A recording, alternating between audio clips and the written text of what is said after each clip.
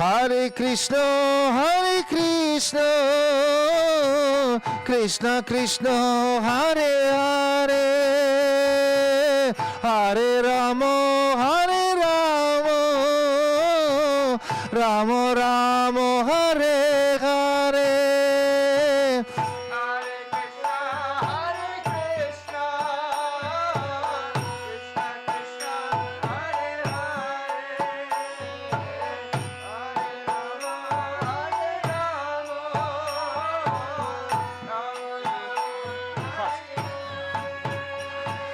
Hare Krishna, Krishna Krishna, Hare Hare, Hare Ram, Ram Ram, Hare Hare.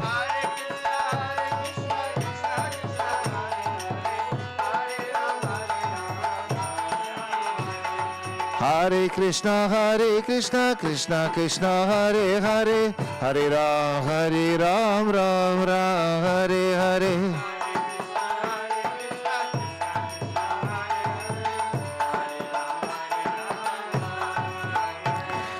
Hare Krishna, Krishna Krishna, Hare Hare, Hare Ram, Ram Ram, Hare Hare.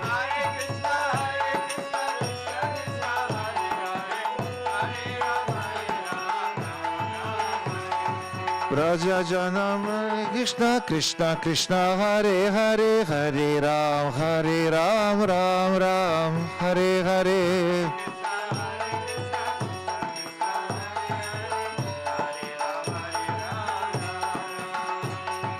Braja Janamana Sukakari, Radhe Sham Shama Sham.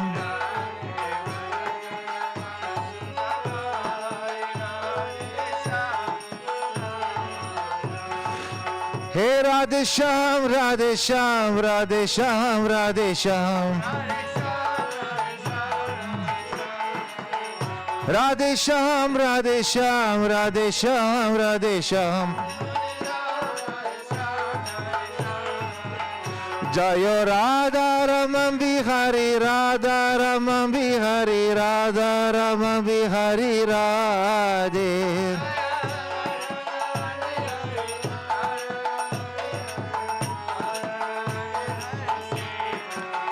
Jaya Gauranitai, Jaya Gauranitai, Gauranitai, Jaya Gauranitai.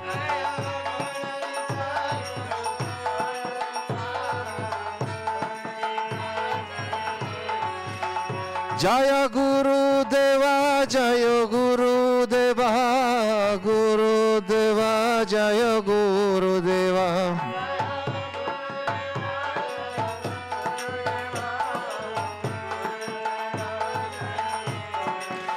Haribo, Haribo, Haribo, Nitai go Haribo.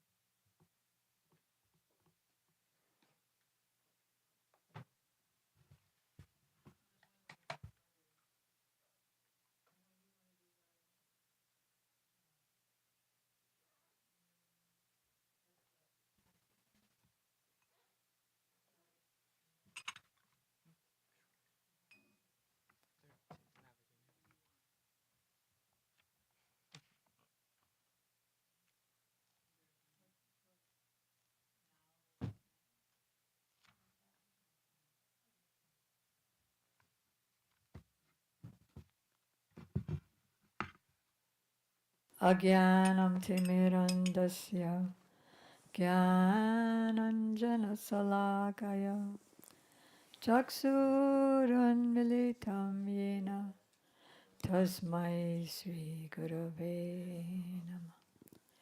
Gurave Gaurachandraya Radhikaya Tvadalaye Krishnaya Krishna Bhaktaya Tadavaktaya Namo Namah. Yang Prabhajantam Petamapeta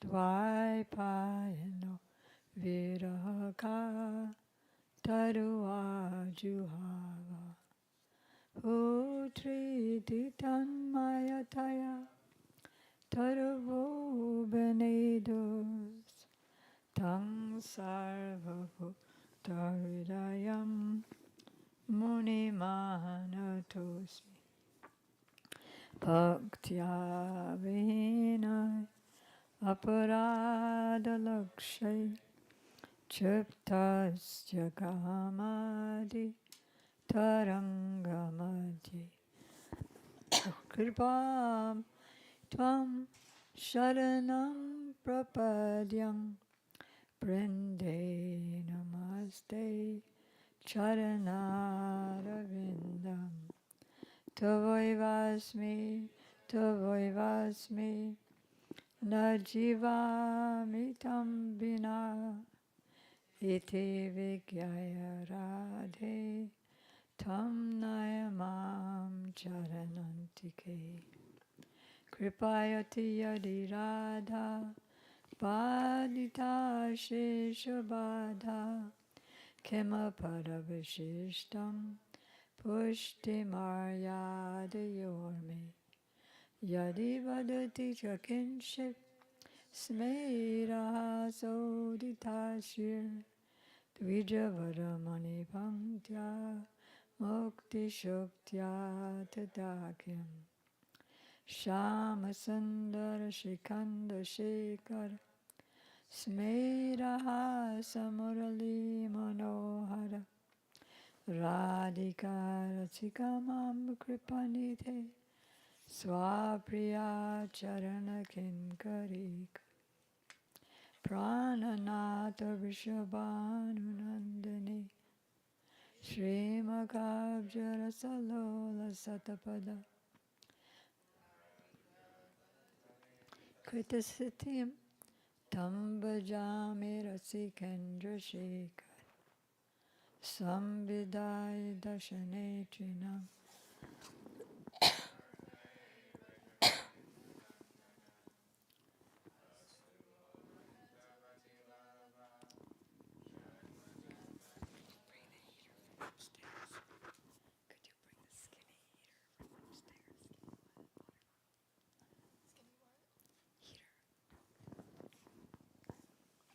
First, I offer my unlimited obeisances in the dust of the lotus feet of my most worshipful Diksha Gurudev, Nityalila Pravishta Om Vishnupad, Astotra Sat Shishimad, Srila Bhakti Vedanta Swami Prabhupada, and the same unlimited obeisances in the dust of the lotus feet of my most worshipful Shiksha Gurudev, Nityalila Pravishta Om Vishnupad, Astotra Sat Shishimad, Srila Bhakti Vedanta Narayan Goswami Maharaj, and Srila Bhakti Vigyan Bharati Goswami Maharaj, to our grandfather gurus, Sri Srimad Bhakti Pragyan Kesava Goswami Maharaj and Sri Srimad Bhakti Siddhanta Saraswati Thakur Prabhupada, to all of his divine associates, and to all the assembled devotees. And the assembled devotees, Diksha Gurus or my Shiksha Gurus, Sri Srimad Bhakti Vedanta Madhav Maharaj, Sri Srimad Bhakti Vedanta Ban Maharaj, and Sri Srimad Bhakti Vedanta Siddhanti Maharaj. On this very glorious appearance day, Vyas Puja day of Sri Srimad Bhakti Pragyan Kesava Goswami Maharaj. What is the meaning of pragyan? Pragyan. All types of knowledge. Maya Tattva, Jiva Tattva, Radha Tattva, Krishna Tattva, Bhakti Tattva, Guru Tattva. All types of knowledge he gives. Good. And so, Srila Gurudev was explaining on this day that an acharya is appreciated by two things. One is by his connection with his guru parampara, or anyone is appreciated by that, and by his family lineage. So, of course, Srila Prabhupada, Srila Bhaktiprjnana Kesava Goswami Maharaj, his guru parampara is, Gurudev was saying, so glorious, is Srila Prabhupada Bhakti Siddhanta Saraswati Thakur, who's coming in the Brahma, the best of all the sampradayas, the Brahma, Madhva, Gaudiya Sampradaya. It has Brahma, the creator, sub-creator of the universe, and Gaudiya, Chaitanya Mahaprabhu himself, appeared in this line, combining the best of each of the four sampradaya philosophies and adding this Achintya Bheda Bheda Tattva. Okay, so let's first look at his pranam mantra. We'll be looking at a lot of things of him, but well, first I want to know who's prepared to speak today. Okay, what are you speaking on?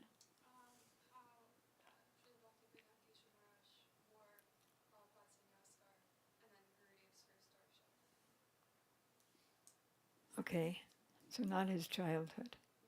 Okay, and Asanti, you're speaking about the childhood pastimes and Haridas?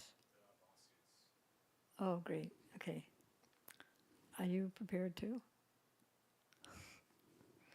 I hope you'll be prepared in future ones, or even tonight. Gadagraja can show you where different references are. I mean, you've already given millions of lectures in Serbia, right? Okay. Did you meet? Meet? Yeah. You did? Okay. Good. All right, so Nama Om Vishnu Padaya. No, sorry. Acharya Singha Rupane. So, Nama means I'm offering myself, more than offering obeisances, I'm offering myself.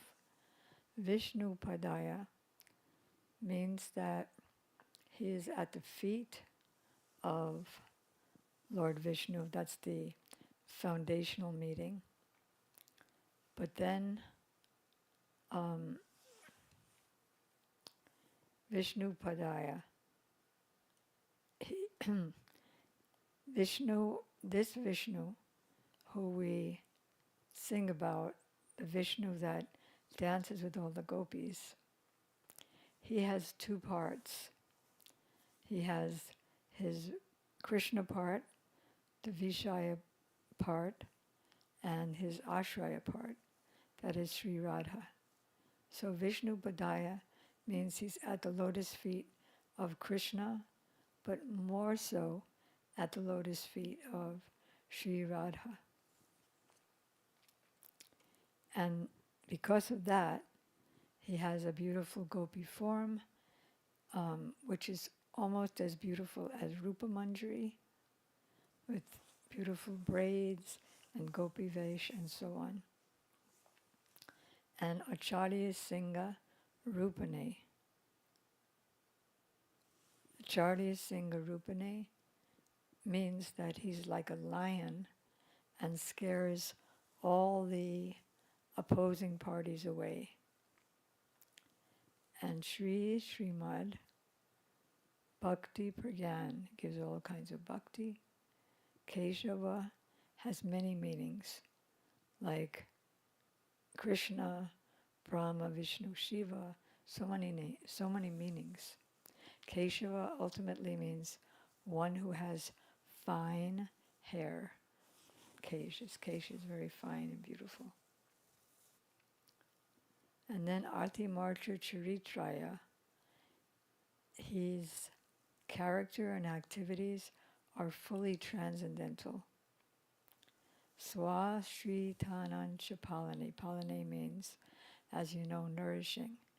He's always nourishing those who take shelter of him, and we want to be part of that group that takes shelter of him. Jiva Duke Sadartaya, he's very, very compassionate, suffering for the suffering of the conditioned souls. And Srinama Prema Dayane, he bestows love for Harinam. So I'm going to call on a few devotees and then I'll speak. So, since you are childhood pastimes, Vasanti, why don't you start?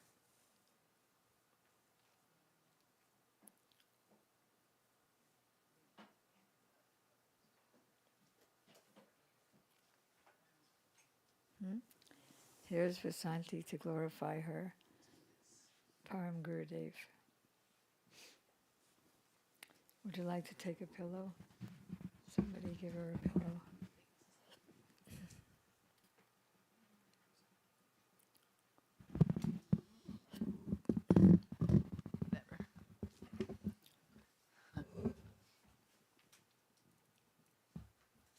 Om Vishnu Radhikaya Pratmane Shishimad Bhakti Narayan Goswami Namane Om Vishnu Padaya Acharya Singha Rupane Shishimad Bhaktiprjnana Kesava Namane Om Vishnu Padaya Krishna Prastaya Bhutale Shrimati Bhakti Vedanta Swami Namane Manchakalpatrivascha Kripa Sindhu Vyevacha Patitanam Pavanebhyo Vaishnavebhyo Namo Namaha. So, first of all, I offer my heartfelt obeisances to my beloved Holy Master, Nitya Vishnu Vishnu Pada Sota Sota Shishimad Bhakti Vedanta Narayan Goswami Maharaj. Also, to Nitya Vishnu Vishnu Pada Sota Sota Shishimad Bhakti Vedanta Bharti Goswami Maharaj. Nitya Vishnu Vishnu Pada Sota Sota Shishimad Bhakti Vedanta Swami Prabhupada. Nitya Vishnu Vishnu Pada Sota Sota Shishimad Bhaktiprjnana Kesava Goswami Maharaj, whose divine appearance day is today. And unto Srimati Sharmanidhi and to all the assembled devotees, Hare Krishna. So today's a very glorious day. It is the appearance day of Param Gurudev, who, as she has Gurudev has said, there's a proverb that says, one's shadow is, what is it? One's shadow is cast. Is that proverb? One's future is forecast by his previous activities. Yes, one's future is forecast by his previous activities. So there's some very incredible pastimes from when Param Gurudev was just a little baby, which one being his mother. Well, first of all, he was glowing when he was born. So they named him Jonah, which means glowworm. He was this glowing, effulgent, yellowish color. And so all the Param Gurudev's mother and all the friends, all the ladies thought that was very astounding.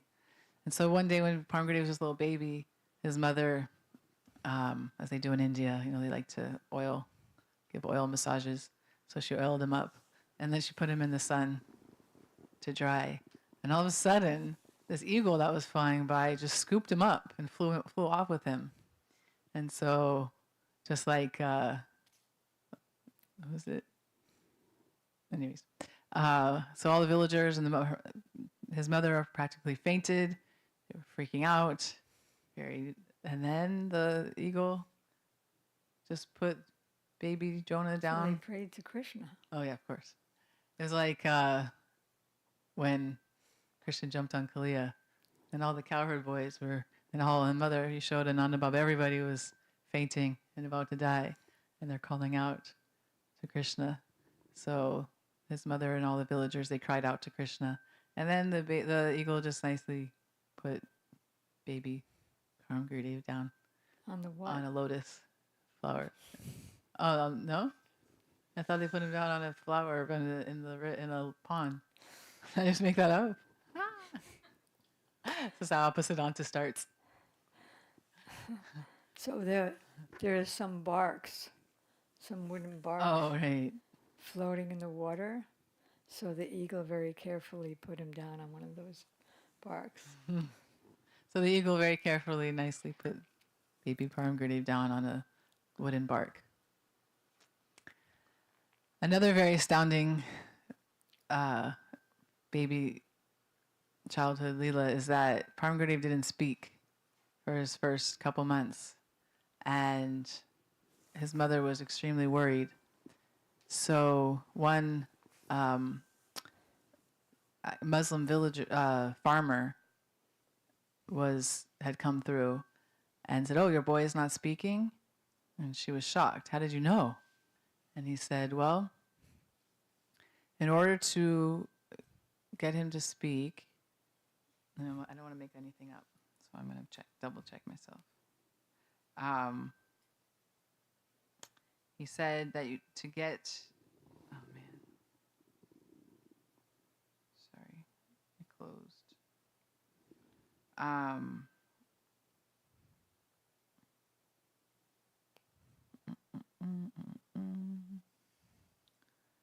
So,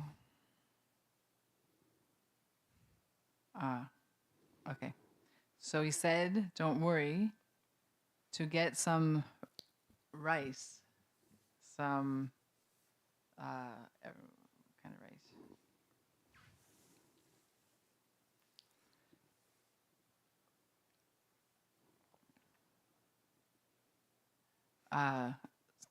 To ask these Sudra families for some rice, which has been touched by them. So Param Gurudev's family was extremely wealthy. They were they were landowners and extremely respected in their village, especially his mother also.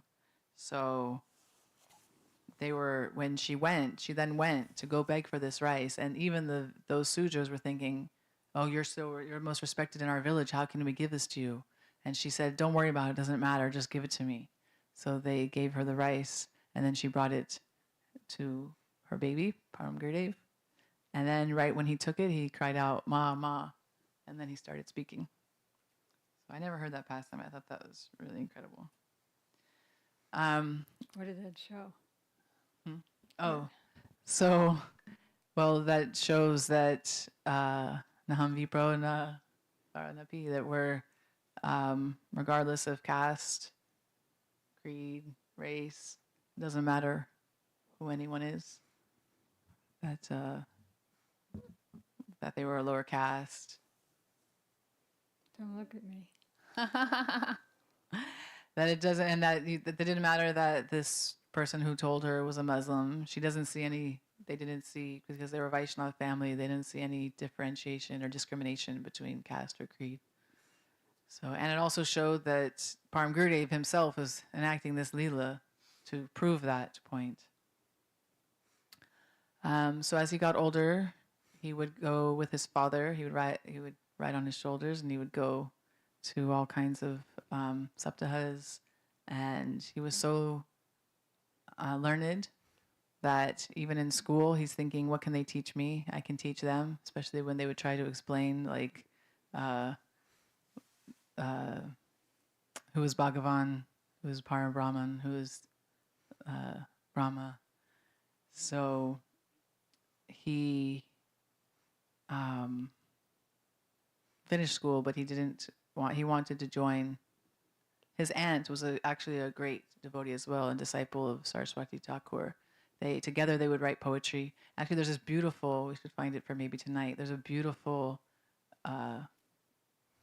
Astakam that his aunt wrote about him, and it's in one of the harmonists. So, Do you know about how his aunt came to Prabhupada and wanted initiation?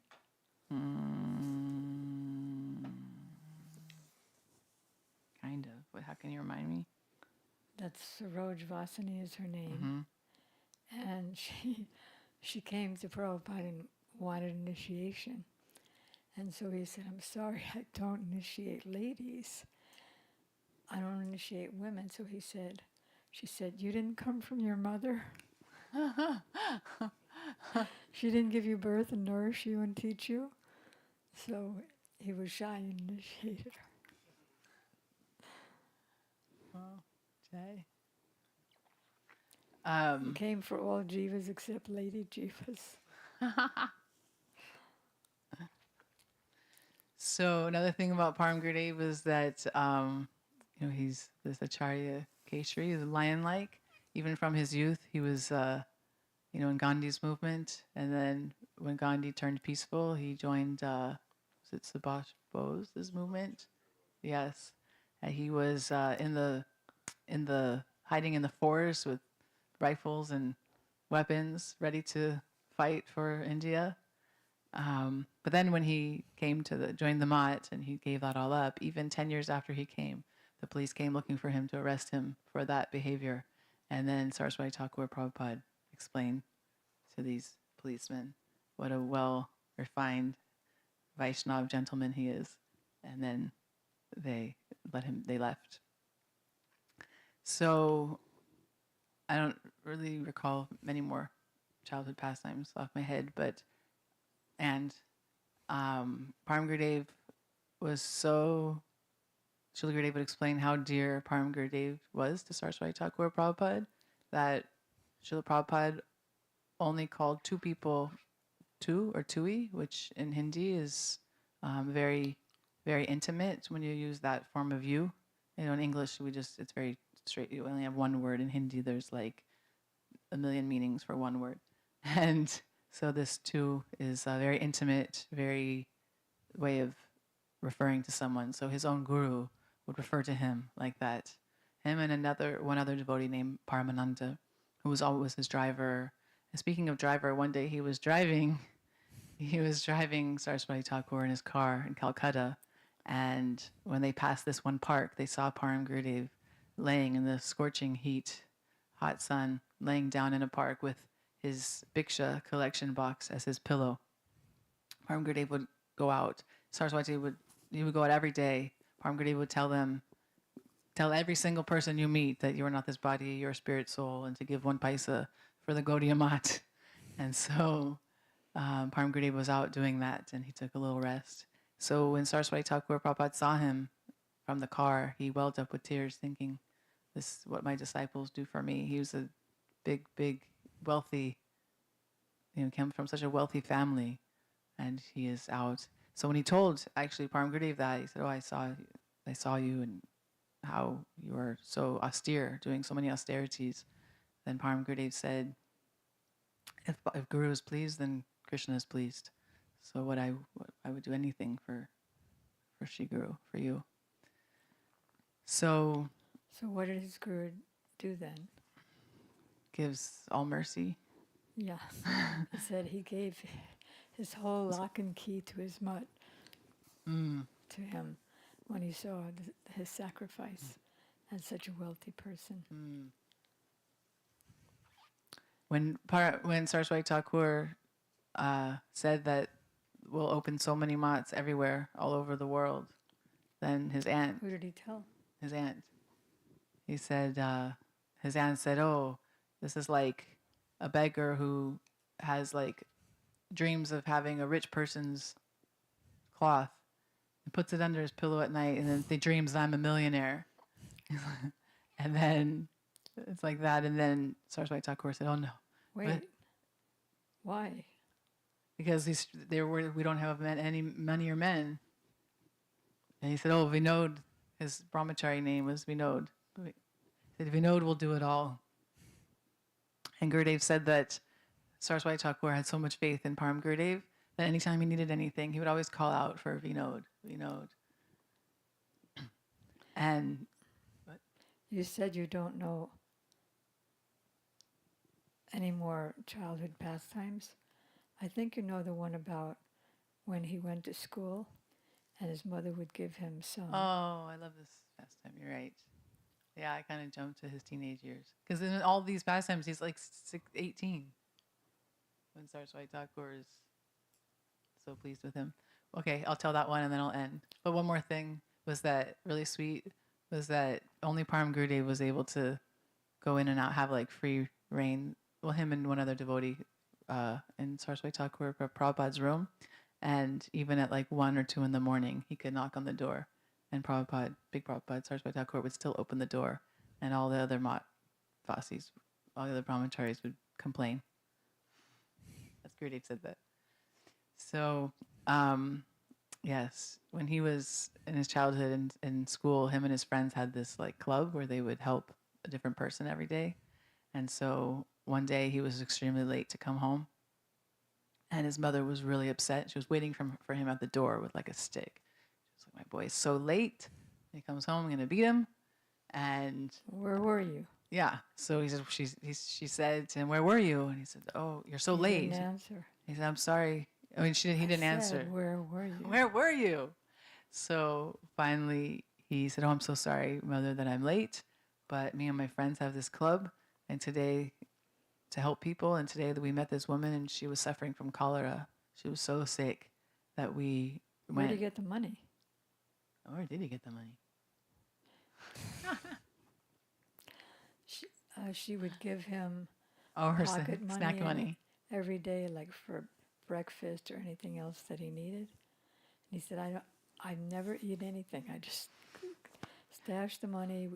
Me and my friends have a club and we save it for who's ever suffering. Go ahead. So with that saved snack money, they bought her medicine and helped her. And so then his mother felt so bad, she dropped the stick. How did he help her? Got her the medicine, got her treatment, Got her a doctor. got her doctor. And so she was so melted that she dropped her stick, said, I will never reprimand my son again. And she was crying. So there's so many beautiful pastimes. I'm And never going to chastise you again. I'll never chastise you So wherever again. you want to go. I trust you. But it's so amazing because it's soft as butter, but yet also he was very, very firm, very, when actually was Prabhupada's mat. There was 2 times. There was his own land where someone hadn't paid rent. These Muslims hadn't paid rent for 5 years, and so he beat them. And then also Prabhupada had land that there was Muslims on that weren't paying rent, so he tied them to a tree and beat them. So, like, this anyone doing any wrong, he was like a lion. I think that was the one with his mother, though. There was 2 with his that he beat them. So the first time is that someone wasn't paying rent, he dealt with it. He went there and he tied up the man and had him beaten. But the last time before when his mother was really old and was calling for him to come help with the land, he hid in the mat all day and he wouldn't go. And Srila Prabhupada thought he went, and when he saw him at night, he said, oh, you didn't go to help your mother? And he said, I couldn't go because if while she's dying, in her last words, if she would have asked me to stay to take care of the land, I would have had to have done it. And so I didn't want to have to hear that from her because now he was in the mat fully, didn't want to leave the mat. And what about the one with the Muslims didn't pay their rent? They were just hanging out in the mutt, Chaitanya mutt, and they weren't paying anything. And then, so he called on Param Gurudev, who said, if anybody doesn't pay the rent, we'll beat you. And so they weren't paying. And he said, and he grabbed one of them, he had somebody grab one of them. He said, and put him under the table, and now beat him. And the guy got so scared that he started crying and promised. And so he paid, and then all the other Muslims paid. That's it? That's it. Good. Okay, you Yeah. brought out so many wonderful Oh my God, there's so many points. Wow. Panchako Patrivya Shakra Keep us in the Vedic Vaishna. Okay, Raga, are you ready?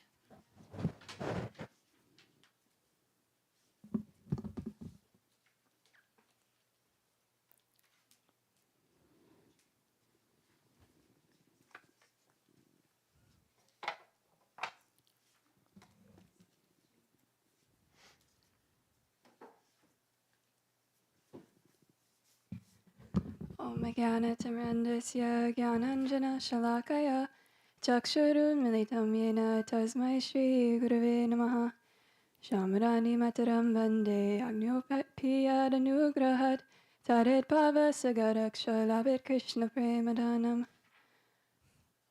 Should I do all the other ones? Okay.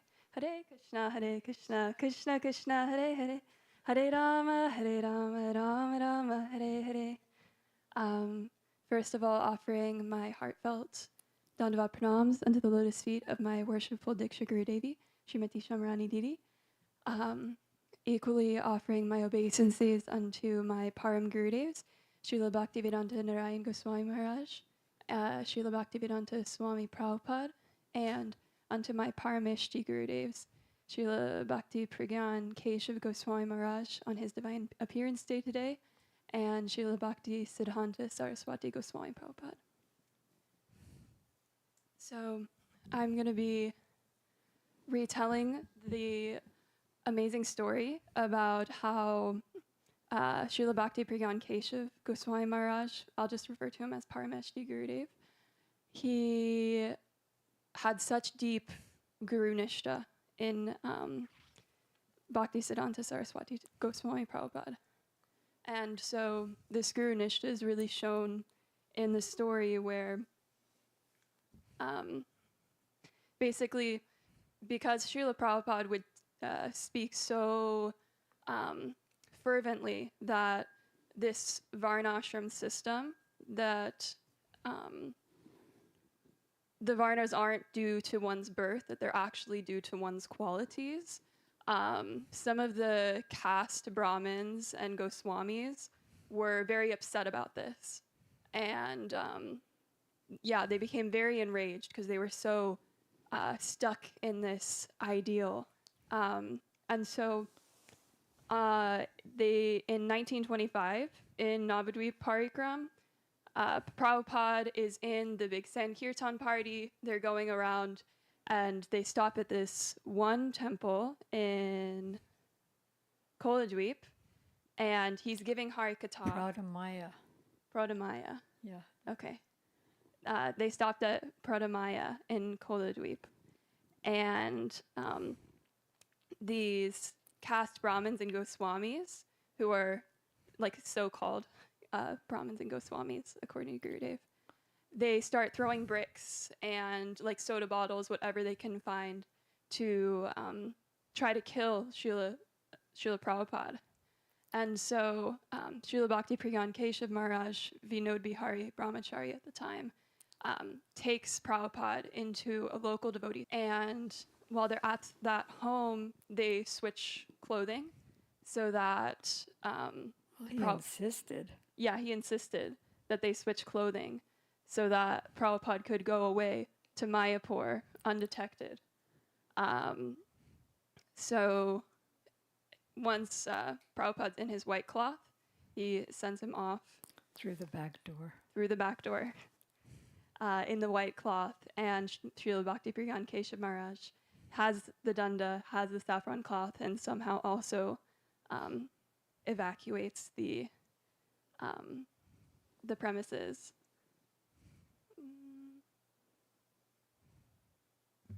Do you know what that showed? Yeah, it showed how anything that would come in the way of Srila Prabhupada's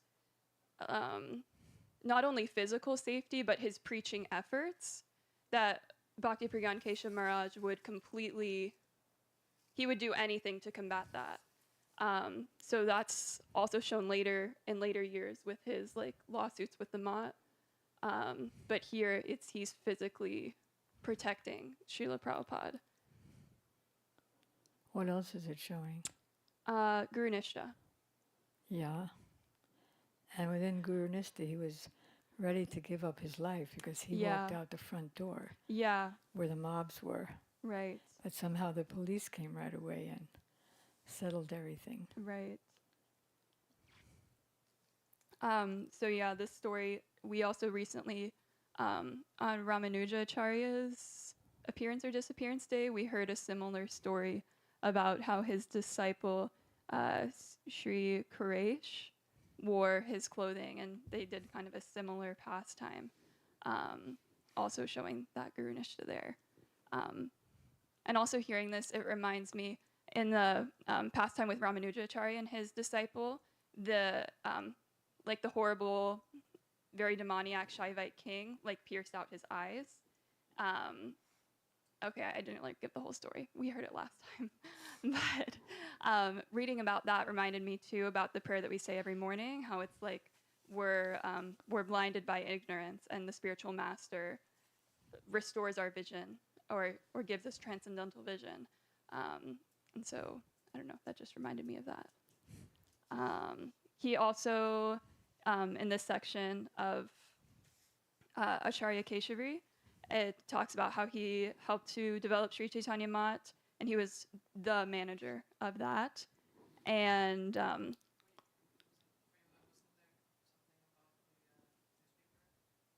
oh yeah, so With the Paramatala incident? with the after he saves Srila Prabhupada, yeah. So they published this in the newspapers, and everyone's praising him, and I don't remember the rest. Do you?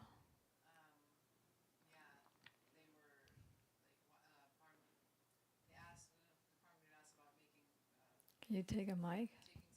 Can you take a mic first? Making a police report about the incident.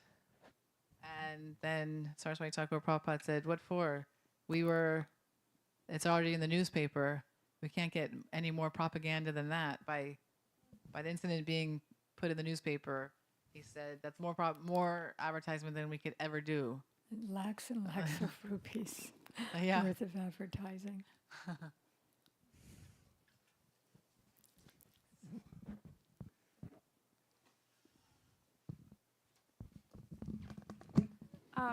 It's also mentioned here that he would ride a horse while managing the Mott land, and he had 2 horses.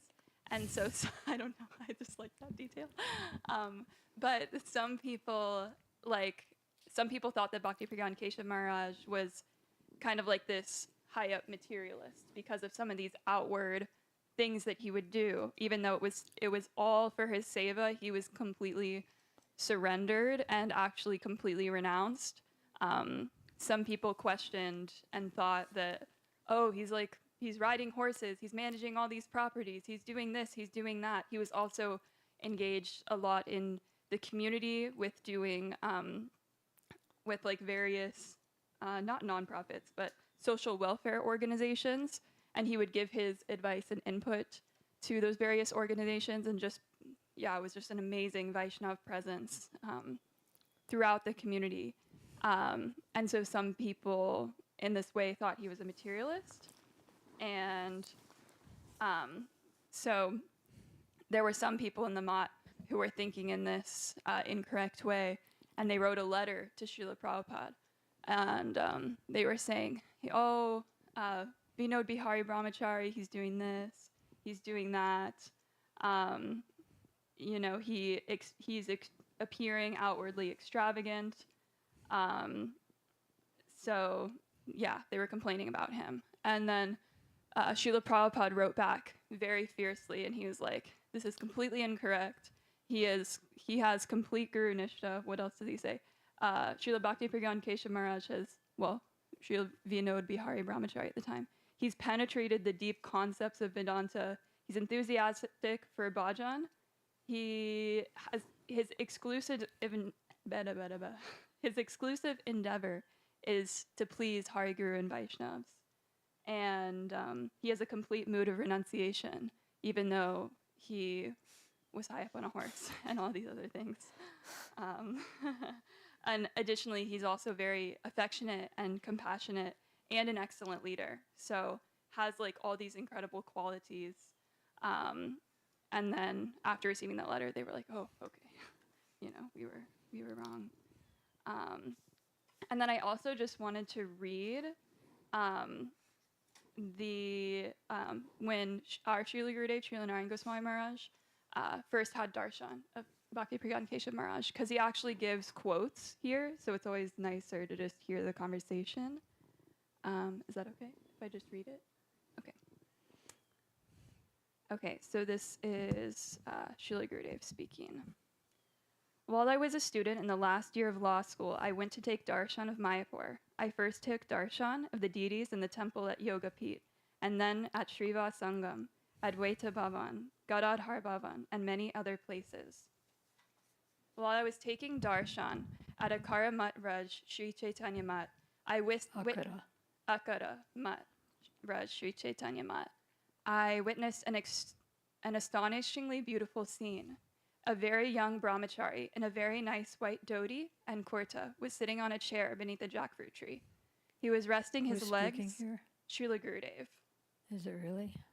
That's what I think so. Srila Sridhar Maharaj. Oh, this is Srila Sridhar Maharaj? Srila Sridhar Maharaj is telling this to Gurudev. Oh. And then Gurudev is repeating the story. Oh, so this is Sridhar Maharaj seeing him. Okay. Well, that's what I meant. He was resting his legs on a table in front of him, the left leg on top of the right, and was slowly swinging on the chair. Both of his eyes were closed, and it seems that he was deeply immersed in thought. Various residents of the Mat were coming before him. All of them were young or old, wearing white or saffron, bowed their heads to the ground and offered pranam to that brahmachari with great respect. And then they went on to their service. At one point, a well-built, grave sannyasi came, offered his pranam, and stood in front of him. Hearing some noise, the brahmachari opened his eyes, sat up, and looked at the sannyasi. The sannyasi asked something with great humility. The brahmachari gave some answer, and then the sannyasi again paid his pranam and went away. Sridhar Maharaj continued, I watched all of this very attentively and wondered, everyone is respectfully paying pranam to this young man, and even important sannyasis come to get advice and instruction from him. Who is he? I asked a Mat resident standing nearby about this exceptional brahmachari. He told me that his name was Sri Vinod Bihari Brahmachari Kritatna. How do you say that? Kritivatna? Kriti Ratna. Oh, there's What no does that V mean? in this one. Kriti Ratna. I don't know. Kriti Ratna means the jewel of performers of devotional service. Ratna. So, yeah, he told him his name and that he was the Mat manager. The man said, he is the foremost among the intimate servants of Srila Prabhupada. Although he appears common, he is actually deeply philosophical and learned in Bhakti Siddhanta. He has contributed much towards the development of Sri Chaitanya Mat, Yogapeeth, and Sri Dham Mayapur, and is prominent on the managing committee of the Bhakti Vinod Institute. I became amazed hearing this. Shortly thereafter, I went to have darshan of Srila Prabhupada. I was completely overcome by his grave personality and powerful speech. At that time, I vowed that now I would also leave the perishable world and perform Hari Bhajan, because without it, life is useless. Srila Prabhupada recited one verse from Bhagavatam that made an incredible imprint on my heart. The translation is that the human birth is extremely rare and is only obtained after many births, but although this birth is temporary, it can give the highest benefit. Therefore, an intelligent person does not delay even for a moment to endeavor for the ultimate auspiciousness before death. After that, I returned to my home. The verse? I just want to say it's the same verse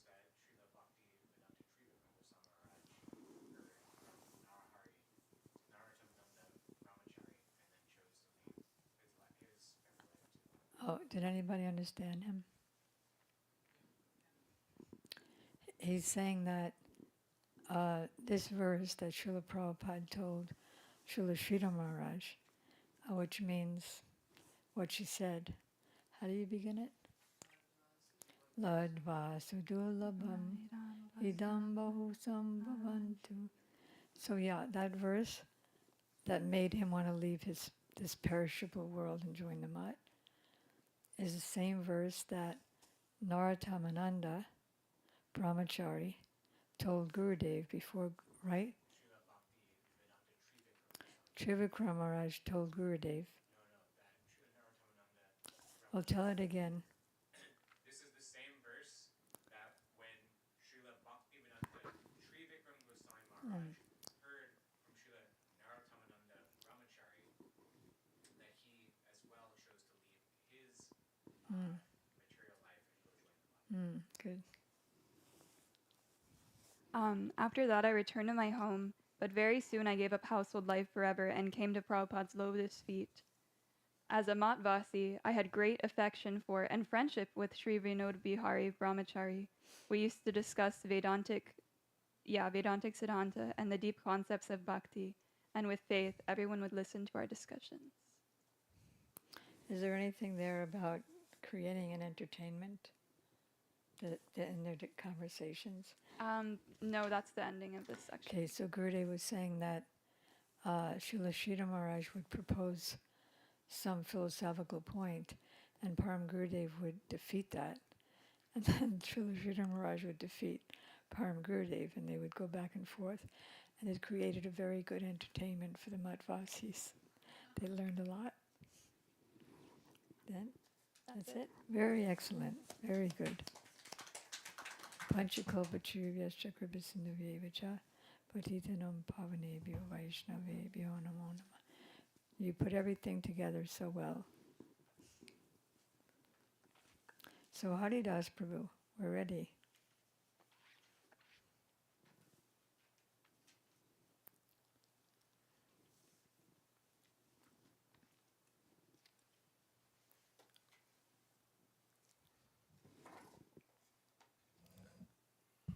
Are you going to be reading?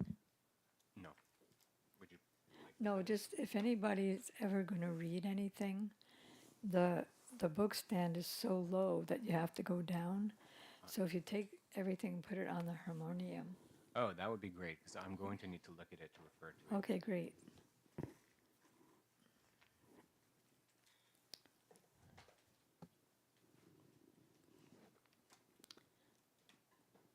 Thank you. Do you have the cover too?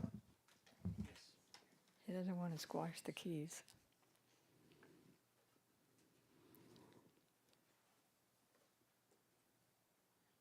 It's okay to put it on top, so otherwise it has to be.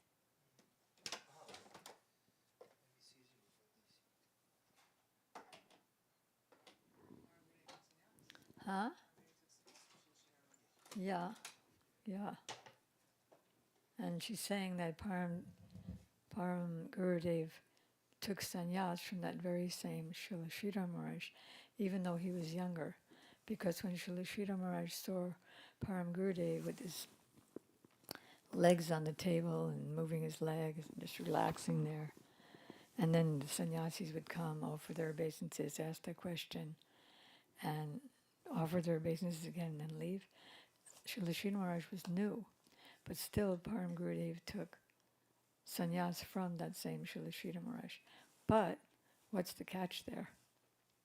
He had already taken sannyas from Srila Bhaktisiddhanta Sarasvati Thakur Prabhupada. How is that? Well, during that incident where the caste Brahmins, during the incident where the caste Brahmins and Goswamis were attempting to murder him, Srila Prabhupada that is, he had given his sannyas clothes to Parashti Gurudev, Srila Bhaktiprjnana Kesava Goswami Maharaj, and in so doing, that was his initiation into the sannyas order. Danda, here's your danda, and here's that. Good. And so what did Srila Sridhar Maharaj give? He gave the mantras. Okay, go ahead. Agyana Timrandasya Gyananjana Shilakaya Chakshurun Militam Yena Tasmaya Shigurave Namaha Nama Om Vishnupadaya Gauda Prishtaya Bhutale Shrimate Bhaktivedanta Vana Ittinamane. Offer my respectful Danvat pranams to the lotus feet and the dust of the lotus feet of my most worshipful Diksha Guru Srila Bhaktivedanta Vanga Samaraj, my Shiksha Guru Pujniya Shrimati Shamrani Didi, to all of you, and I pray for the mercy of my Guru and that he speaks through me, not that I just try to speak from whatever blows into my mind. Please. So, I'm going to speak a little bit about after Srila Prabhupada's departure.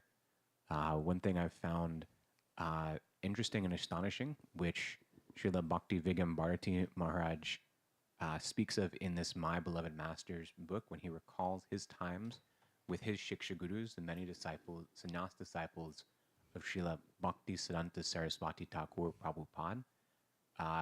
Later, after Srila Prabhupada departed from the vision of the world, there was a lot of factions that split out within the mutt. And Srila Bhaktiprjnana Kesava Goswami Maharaj, eventually, he was very fixed and very firm about protecting the teachings of Srila Bhakti Siddhanta Saraswati Thakur Prabhupada. And in so doing, actually I'm just going to say Prabhupada from now on. And in so doing, he had enacted many lawsuits. And so when the mutt broke down, after Srila Prabhupada departed from the world, there was actually somebody who was elected to be the head of the mutt, Sri Ananta Vasudev Prabhu. And then eventually everybody thought that he was a good, competent leader. But then when his ill repute came to light, Srila Pareshti Gurudev said to Srila Bhakti Doyat Madhav Goswami Maharaj how we must, we have stuck our hands in wet stool. Had it been dry, it would not have been so revoltingly foul-smelling. But unfortunately, the reality is that its stench and repulsiveness are excessive. We must feel remorse and atone for having supported Ananta Vasudev and for having taken so long to understand what was actually going on. For what it's worth, Srila Bhakti Vigam Bharati Goswami Maharaj does not go into detail about what was actually going on, so I don't know. Do you? Or? Well, due to the present day situation, I don't want to get into the details. Okay. An incompetent person should be helped, but an incompetent person who makes fools of the general public by playing the part of a competent leader must be shunned. Let us help the people of the world by exposing this person so that everyone may see his true nature. So they filed a lawsuit together, and that actually split the Gaudiya Mutt legally into two factions. And so he also had invited his younger brother, or his elder brother, to take shelter of Srila Prabhupada. And he eventually became the sannyas Srimad Bhakti Kevala Oralumi Maharaj. And so, unfortunately though, sometime after Srila Prabhupada departed, Srila Oralumi Maharaj was encouraging his followers to break with the traditions set by Srila Prabhupada, specifically in 3 ways. They said that the Hare Krishna Maha Mantra should not be chanted loudly. They said that they had given up their sannyas dress and instead wore Babaji Vesh. They preached that, and in so doing, they were preaching that sannyas dharma is strictly forbidden in the Kali Yuga. And 3, they also rejected Navadvip Dham Parikram, even though this had been completely established by Srila Prabhupada. So he filed a court case against them.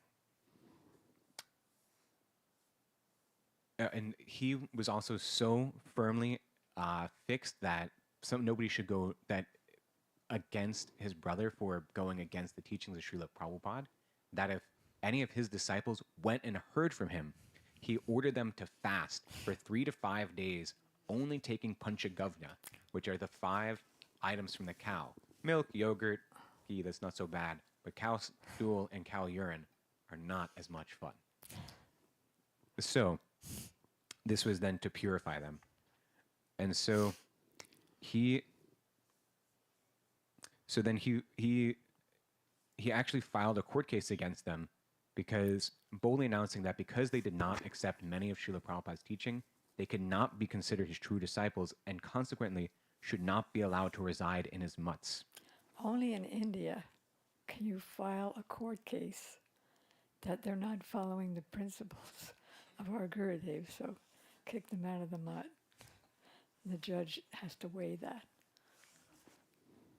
And so on the day of the court case, Srila Oralumi Maharaj and his disciples showed up in full saffron cloth, full sannyas vesh, loudly chanting Harinam, and they had just given 8 people sannyas that day. And in front of the judge, they said, "We are doing Navadvip Dham Parikrama, wearing saffron dress and carrying our sannyas dandas. Also, we have established a mutt in the name of Srila Bhakti Siddhanta Saraswati Thakur and established his murti in the mutt that we are constructing in Godrumadweep." And so the judge then threw out the case. And so Srila Bhakti Vigyam Bharati Goswami Maharaj looked at Srila Bhaktiprjnana Kesava Goswami Maharaj and said, "This is terrible. We lost." He's like, "No, this is great." He said, "How can it be great? We spent so much time, so much effort, and yet the judge, it just got thrown out." And let me actually see if I can. Okay, he said, in this. He tells him, okay, how many punches? So Prashri Gurudev says to Srila Bhakti Vigyam Bharati Goswami Maharaj, "How many punches can you tolerate?" And he says, "Not even a single punch. I would strongly object to being punched." It's very sweet also hearing this read by Srila Bhaktivedanta Siddhanti Maharaj in his audiobook of this. And so Prashri Gurudev says, "And how many could you tolerate if your hands and legs were tied with ropes?" And Srila Maharaj replies, "I would be forced to tolerate however many were given." And so Prashri Gurudev then teaches in the same way, whenever someone makes mistakes and goes against the teachings of Srila Prabhupada, we will bind their hands and beat them to the fullest capacity until they accept those teachings. He explains that my only desire was for them to again follow the line of Srila Prabhupada, and we see that they are now doing this. They are now wearing sannyas dress, awarding sannyas to others, and loudly chanting the Hare Krishna Maha Mantra. This was my objective. In this way, we were victorious. Our fight was not for anything other than establishing the proper Siddhanta and reconnecting them with Srila Prabhupada. And then Srila Maharaj concludes this section that even now, to this day, Srila Oralumi Maharaj's followers, who are in Bagh Bazar Gaudiya Mutt, which I believe was the first Gaudiya Mutt in Calcutta, they accept sannyas, perform Navadvip Dham, and chant Harinam loudly. And so there are many other lawsuits as well. Would you like me to speak about? Okay.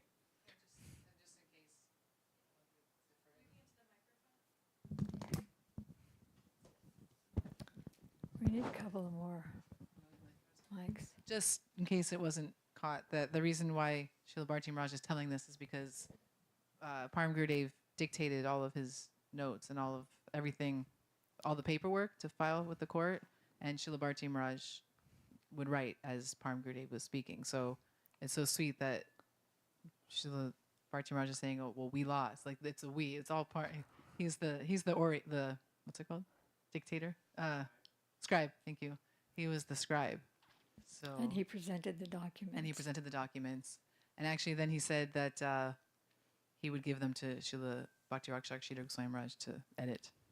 And then actually one time he said in a darshan, it was really cute. He said, and actually there wasn't much editing that needed to be done because he wrote exactly as Param Gurudev spoke. So. Thanks. One other thing about that pastime. Can you take a mic? It's a live stream consideration.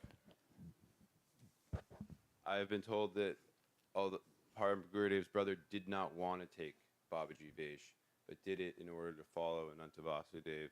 And even though he was not fully guilty of some of the things that were being done in the Babaji Vesh, Param Gurudev never spoke to his brother again.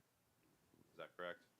I don't know. Oh, well, I heard that from Gurudev's disciple, so I thought it was important to share that Param Gurudev's brother was not really actually fully guilty and had not done so much wrong, but under the powerful pressure of their leader, they changed their cloth and even took a certain association that was not for a sannyasi. Yeah, Which even we won't go just into, the I fact guess. that he did put on Babaji dress and take off his sannyas dress with the reason, so-called reason, that sannyas is not permitted in Kali Yuga, which is one of the 5 things that are not permitted in Kali Yuga. But one needs to know the meaning of that, which is that Mayavad sannyas is not allowed. Material sannyas, just It's referred to as karma sannyas in the karma Bhagavatam. sannyas, going door to door and begging food to fill up my belly.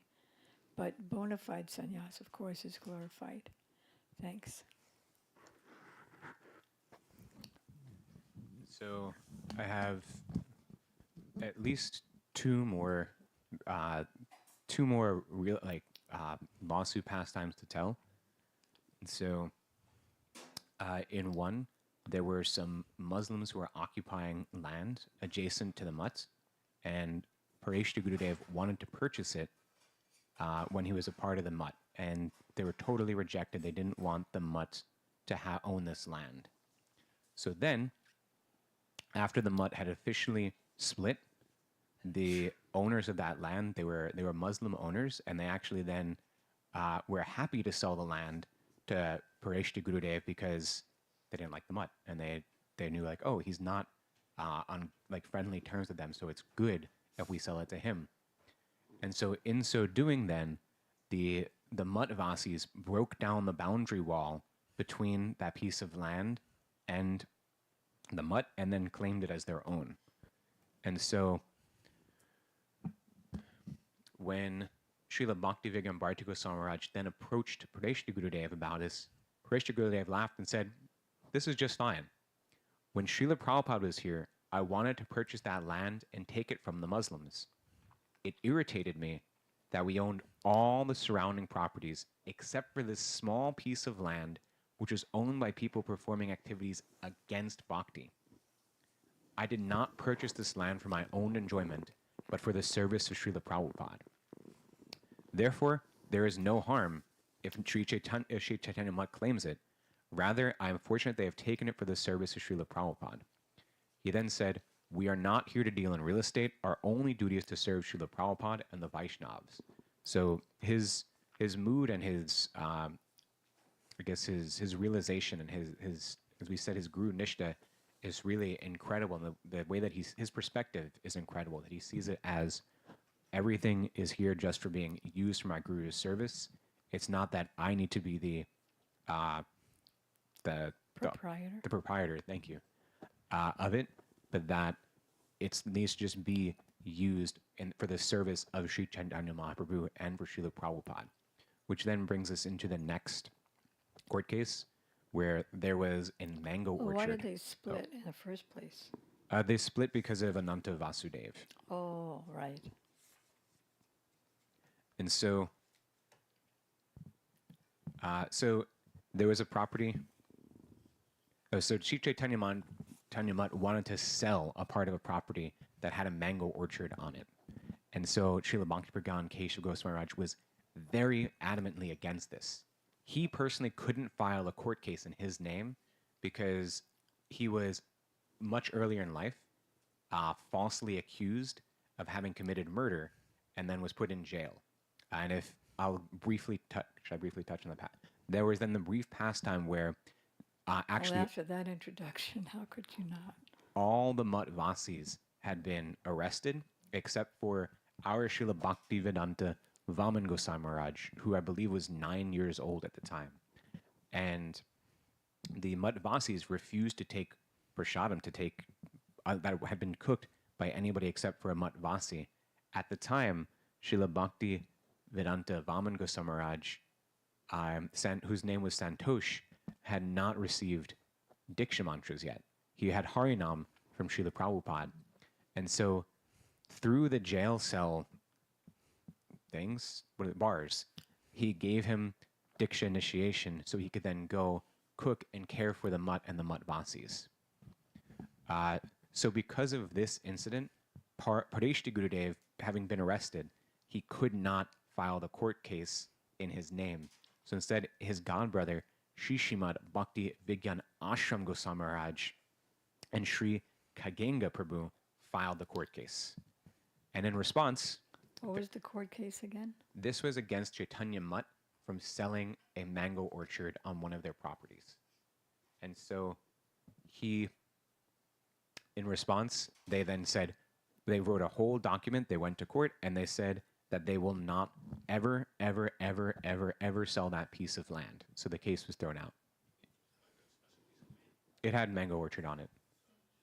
It had a mango orchard on it, but it's like it was part of the mutt that Srila, so it was part of the mutt that Srila Prabhupada established. And then this is what Srila Bhaktiprjnana Kesava Goswami Maharaj says. So he says, this court case was not about land. This court case, it was about principle. This land belonged to Srila Prabhupada, and he wanted it to be used in Sri Chaitanya Mahaprabhu's mission. As a result of our court case, they have submitted a formal document to the court stating that they will never sell it. They are now bound by law to keep the land. Therefore, we have won and they have lost. So again, showing how his perspective is maintaining the mission of his Gurudev, Srila Prabhupada. But isn't that what he wanted, that they wouldn't sell the land? And they, how did they lose? Oh, they had to keep the land. Right. So why would anybody think otherwise, that he lost? Because the court had thrown out the case. Like in the legal sense, he had lost the case. Oh, Sorry for skipping that point. There's one other important court case, but I don't have like a good full memory of it. The one with Nimbarkacharya. Would you like me to touch on it and then you correct me? okay, I'll try. Thanks. Okay, so there's 4 Vaishnav Sampradayas: Brahma Sampradaya, Sri Sampradaya, Rudra Sampradaya, and Sanak Sampradaya, the four Kumaras. In this age of Kali, there are 4 Sampradaya heads for each one. Sri Sampradaya is Ramanujacharya, Brahma Sampradaya is Madhvacharya, the Rudra Sampradaya is Sri Vishnu Swami, and the Sanak Sampradaya is Sri Nimbaditacharya. So I emphasized Nimbaditacharya because there was a group within India claiming that there was a Nimbarkacharya, and that this Nimbarkacharya had lived at the time of Krishna. And so this was completely and totally bogus. And in fact, one of the arguments that I've heard, I believe Pradeshti Gurudev gave, is that how could, if there is this person Nimbarkacharya, why isn't he Well, mentioned he it? didn't just say that out of nowhere. The first attackers were these so-called followers. And what was their claim that got our Srila Param Gurudev so upset? I don't remember. Okay, their claim was that, Chaitanya Mahaprabhu took sannyas from Kesava. Oh no, never mind that. There was a Kesava Kashmiri who, when Chaitanya Mahaprabhu was living in Navadvip, he was teaching his students in the evening. And Kesava Kashmiri was this like wandering Digvijaya philosophical combator. And his goal of life was to defeat everyone in the world in philosophy. So then he went to Navadvip, and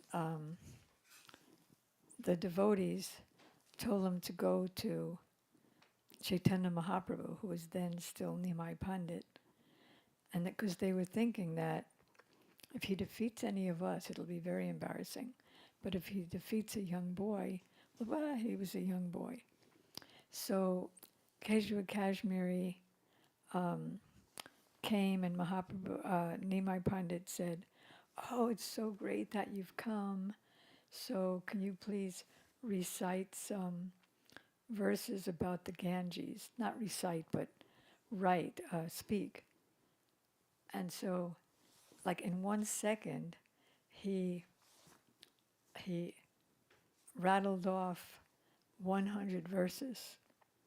And then Mahaprabhu said, "All right, well now, can you give 5 good qualities and 5 mistakes in this particular verse?" And he quoted the middle one, like number 50, which shows Mahaprabhu's memory.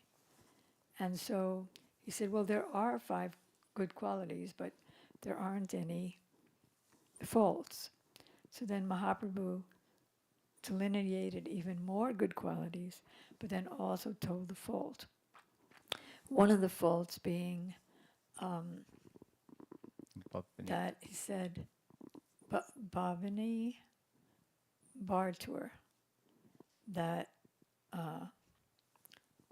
the Ganges, no, The wife of Lord Shiva. the wife of Lord Shiva, somebody is the husband of the wife of Lord Shiva, but that was Lord Shiva himself. But his wording was confusing, which made it sound like she has another husband. The wife of Lord Shiva has another husband, but he was speaking about her husband, but just using the wrong grammar. So he was very embarrassed. He went home and prayed to his deity, who is the goddess Saraswati. "Why did you embarrass me like this?" And she said, "Well, I'm sorry, I can't allow you to defeat my husband. He's the Supreme Personality of Godhead. Better you go and surrender to him." So he went and surrendered to him, and Mahaprabhu said, "Showing yourself off is not the mood of scholarship or knowledge. It's becoming humble." So then Kesava Kashmiri surrendered and became a good devotee, great devotee. So these people were saying the opposite, that Kesava Kashmiri defeated Mahaprabhu, who then surrendered to him and became his disciple. That's what got Param Gurudev angry. And then he said, "There's no Nimbarka." He became red, because this was in the newspapers, their claim. And Gurudev brought the newspaper to Param Gurudev, and when he saw it, he became red. "Get out your pen." So he filed a lawsuit against them, and saying there's no Nimbarka. saying there's no Nimbarka. And so then he Um, filed, no, he just said it. So they filed a suit for defamation.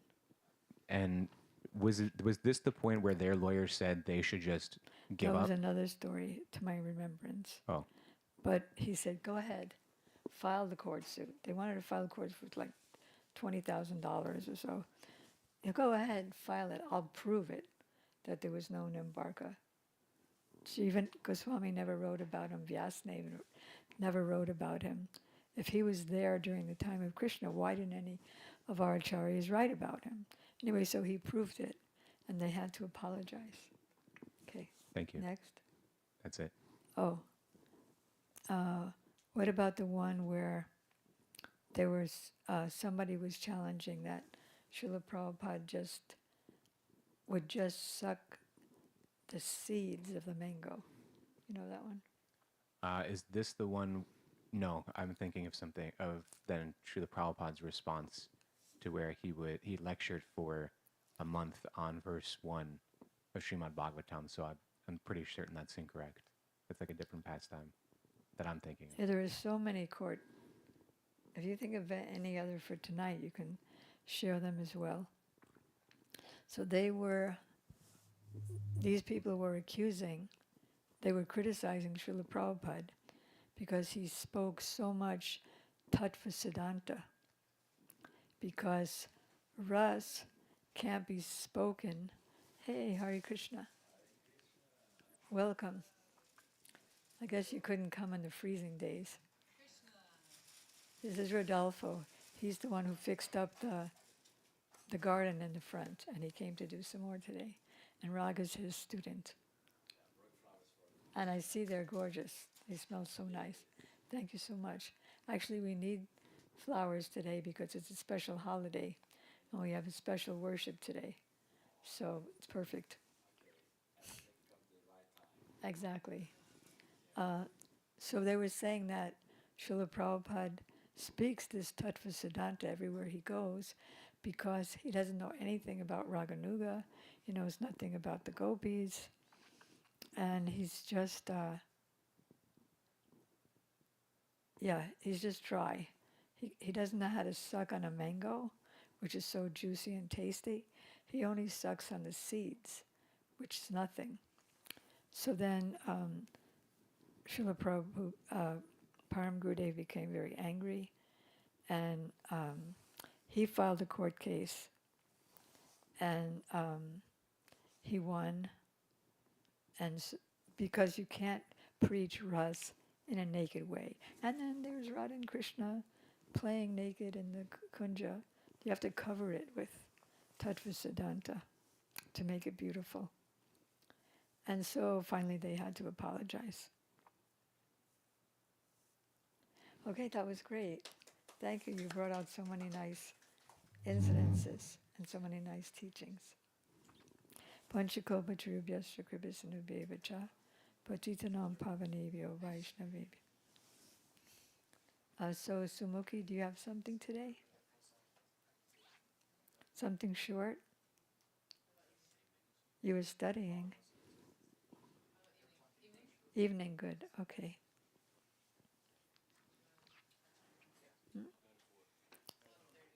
Huh? So you're going out to the garden now? No, I'm sorry to butter, but I stop here quickly to see the garden, if the grass growing. Yeah, I have good results, I'm happy. So good. water everything, the pitanga, the flowers, everything is perfect. Oh, good, So, today just check it. good. Next month maybe do some, Okay, because the fertilizer needs to be strong, needs to be connected to the earth. what needs to be strong? The fertilizer needs to work. Oh, the fertilizer. Fertilizer. So he's working. Oh, Plant is growing. wonder, she's a good student. Yes. I check it because the weather freezing cold kill a lot of plants. So there is a I was working here. Let me stop too quick to see the Okay, if you work well. fantastic. See you soon. Can somebody give him some prasadam before he goes? Wait a second, Rodolfo. We're going to give you some prasadam. Okay. So, just a couple of little, well, actually, there are some long ones that we can discuss tonight. What? And Guragaji will also speak this evening. What will you speak on? Getting the blessings from Srila Gauraki Sridhar. Oh, very good. Very good. Anyone else? I need a topic. Well, how about if you read the chapter about how he wrote the Tulsi Arti. You know, every morning we sing the Tulsi Arti. I don't know what percentage of the devotees know what they're singing. No, he wrote the Arti. So that we don't sing exactly that Arti, that Tulsi Arti. We sing Namo Namo Tulsi. We don't even sing that one. Yeah, we sing Gangeya Champeya. So, but he wrote this Tulsi Arti, which they sing in all the Gaudiya mats. And when we used to do Tulsi Arti, we would sing the one that Srila Prabhupada gave us way back in the early 70s. Namo Namo Tulsi Krishna Prayasi. Oh Tulsi, please make me a resident of Vrindavan and serving in the kunjas. Let me be a follower of you. And incidentally, when Srila Prabhupada, Srila Gurudev was speaking about this Tulsi Arti of Srila Bhaktiprjnana Kesava Goswami Maharaj, he said that the one that Prabhupada gave us is actually not fit for ordinary sadhaks in Vaidhi Bhakti. It's so high that it's only fit for Raganuga Bhaktas. So we were so lucky as to get the seed of what Srila Gurudev elaborated on when we met him, which Srila Prabhupada gave the seed of. And that was really merciful of him because we got so much Sukriti just from singing that Tulsi Arati. So if you go to the Tulsi Arati, Nitai, and see the meaning of that kirtan, very beautiful meaning. And then I want to give you a bigger one to do, which is, since Gurudev talks about it here. What? Yeah, it's 240 in the songbook. So you can read the translation or look here in Param Gurudev's biography, page 369. And then, if you want to go even further, Srila Gurudev talks about Gangeya Champeya, which we sing in the morning. And I don't know how many of us know what we're singing. Do you? You don't. Does anybody know what we're singing in the morning when we sing Gangeya Champeya? So what's the use of it all? So we want to be able, well, we get some Sukritis, but not as much advancement as if we knew what we were singing and could sing with some feeling. So if you can take it a few pages further and discuss the Gangeya Champeya, because Gurudev speaks about it in relation to the Tulsi Arti. Wow, those are the most fragrant flowers in the universe. Look at that. Okay, thanks. Yeah, because it has some relationship with the Tulsi Arti. Okay, great. That'll help us a lot. And also this evening, I'll speak about his other song that we sing in the morning that I don't know if we know what we're singing, which is the Mangalarti song. Is anybody here conscious of what we're singing when we're singing every morning for Mangalarti? Hands of anybody who's conscious of what we're singing. Okay, I don't get any hands. So we're going to be talking about that tonight. Okay, let's see. Another thing we'll be discussing tonight is Param Gurudev's role in this book, Swarup of the Jiva. How many of us have read Swarup of the Jiva? 1, 2, 3. And Haridas Prabhu will soon be reading it. It's really good. And so we'll tell the history about how Srila Param Gurudev came to give all these arguments in favor of the Swarup of the Jiva being eternal. Very interesting arguments. And so just now I'll just speak a bit. Let's see if I have anything.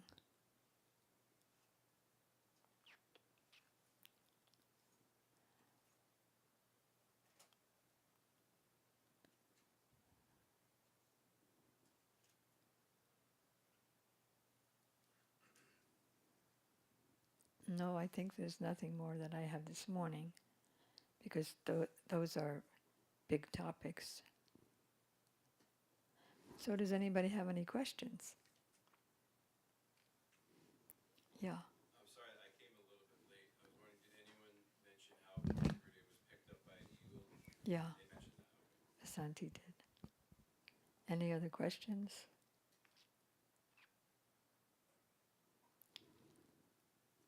Okay, see, because ultimately we're going to want to be able to chant Hare Krishna and meditate on Astakaliya Lila. the eightfold pastimes of Radha and Krishna throughout the 24 hours of the day. A Raganuga, or spontaneous devotee who has agreed for entering into those pastimes, will always be meditating on them, depending on the time of the day generally. Like I once said to Gurudev, my chanting of the mantra is so dry. So he said, what time is it? I said 3:30 or whatever in the afternoon. He said, so what is Krishna doing now? So gradually, as we advance, we'll want to think of what's really happening at that time of the day. So we're not there right now. So gradually we'll want to learn what's happening and then be able to meditate on that. And also we're stopping now so that we can do Guru Puja.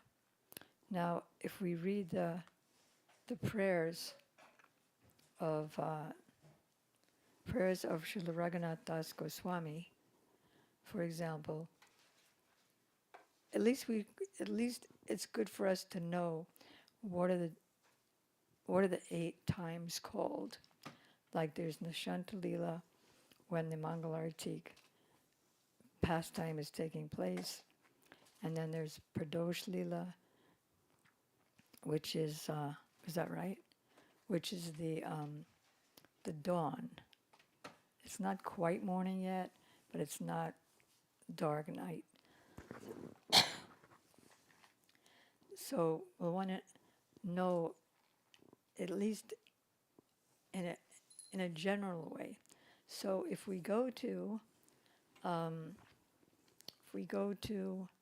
Rahasya, which talks about the different prayers of devotees at different stages of our advancement, then at the very end of each chapter, it has one paragraph about what's happening at that particular time of day. So at least if we could know in our stage what the names of the 8 parts of the day are, and at least a paragraph. And then when we hear different pastimes here and there or read about them, we'll be able to put them into one of the folders of the different times of the day. Like, for example, just let me know when you're ready, Vasanti. Okay? Oh, that's another thing. What are we doing now? What are we singing? In other words, are we singing Param Gurudev Arati? Yeah, so that was my question. Are we singing Sri Guru Charana Padma, which is a general glorification, or are we singing Param Gurudev's Arti? It seems that the Arti is more specific. All right, so let's do that. What I'm going to do is give the translation ahead of time so we know what we're singing.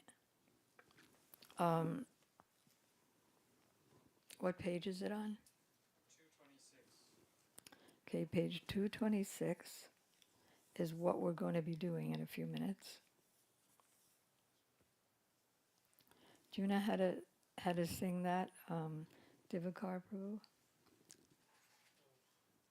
Yes, if it's standard, then yes. It's standard. Is that standard Jaya Jaya Guru Deva Shri Bhakti? Huh? Yeah, okay.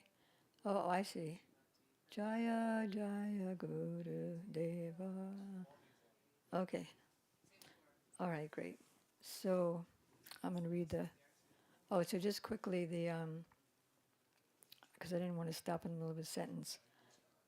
So for example, when Srila Raghunath Das Goswami is praying for service to Radharani in Valabhkus Manjali, he's talking about service at different times of the day. So after Nishanta Lila, when Radharani and Krishna are going home to their own abodes, Radharani keeps fainting, out of separation.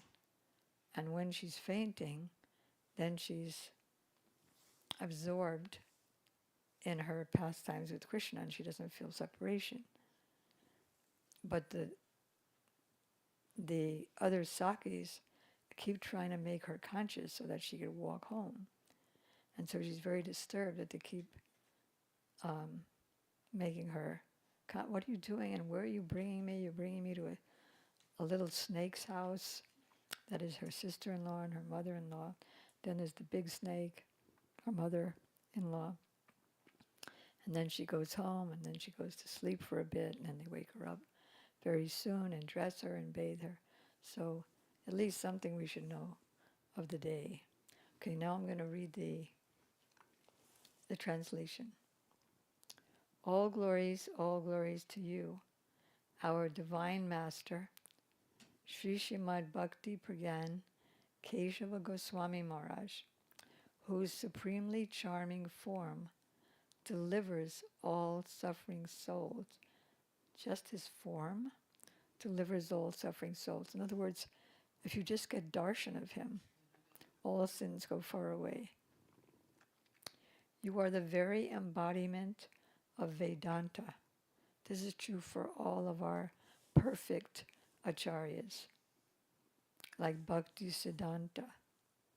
He's the embodiment of all Bhakti Siddhanta and all the acharyas' teachings from Brahma down are all in him. Vyasadeva, all the teachings are in him. And same thing with our Param Gurudev. You're the very embodiment of Vedanta and the annihilator of everything inauspicious. Sri Vedanta is a scripture of bhakti. This is your bold declaration. That's why it's called Gaudiya Vedanta Samhiti. Samhiti means which he established in 1941. And our Srila Prabhupada was one of the establishers. So Gaudiya means about Chaitanya Mahaprabhu's mission. Vedanta, the end of the Vedas, the ultimate conclusion of the Vedas, is Gaudiya, is the Gaudiya philosophy. So Sri Vedanta is a scripture of bhakti. This is your bold declaration. Upon the lamp, now it gets pretty poetic, esoteric. Upon the lamp of the Gaudiya Vedanta Samiti, because we're offering the lamp, is the splendid light of Siddhanta. Really amazing things to remember. With that lamp, your arati is perpetually performed. Not just now, but your glorification is perpetually performed because you are the embodiment of Vedanta. The lamp is filled. So what is the lamp? Splendid light of Siddhanta. Upon the lamp of the Gaudiya Vedanta Samiti is the splendid light of Siddhanta. The lamp is filled with the oil of the current of the conceptions flowing from Srila Bhaktivinoda Thakur. We are in the Bhaktivinoda Dhara, or the line of flowing, the flowing line of conception given by Srila Bhaktivinoda Thakur. The 10 directions are the sweetly aromatized, the 10 directions are sweetly aromatized by the incense of the moods of the followers of Srila Rupa Goswami. So when we offer incense, what's a nice thing to think? What is the thing to think? And what is it? What is it aromatizing? The 10 directions. It means everywhere. So the lamp is filled with the oil of what?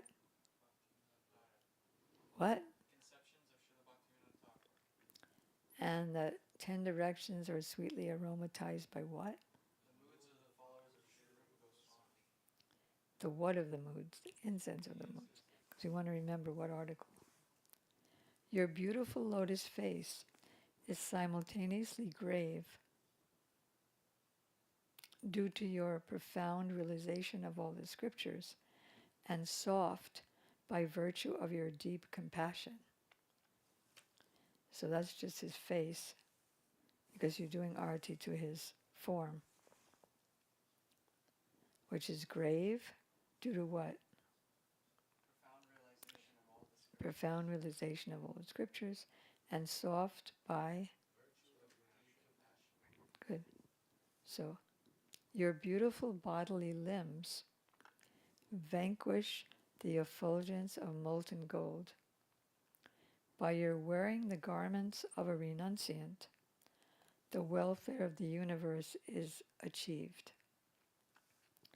By wearing the garments of renunciant, which is the saffron color, aruna color, which is the color of anurag, which is the color of Radharani's moods and the gopis' moods. And by that, the welfare of the universe is achieved. It's stated in, or quoted in Chaitanya Charitamrita,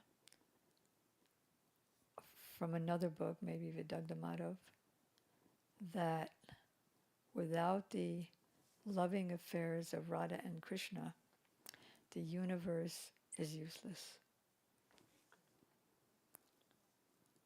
Sri Sajjan, that is Srila Vaman Goswami Maharaj, fans you with a chamara using various artistic styles, while Gaur Narayan, that is Srila Gurudev, sings very sweetly in a loud voice. And this is written, Param Gurudev's Arati is written by Srila Bhakti Vedanta Trivikram Goswami Maharaj. But we didn't get into, so his bodily limbs vanquish what? Effulgence of molten gold, and by wearing the garments of renunciate, the welfare of the universe is achieved. Excellent. Okay, then we can start. Who's doing the arati? Huh? Oh yeah, thanks. As the devotees perform this immensely auspicious arati, the foolish Trivikram watches from afar.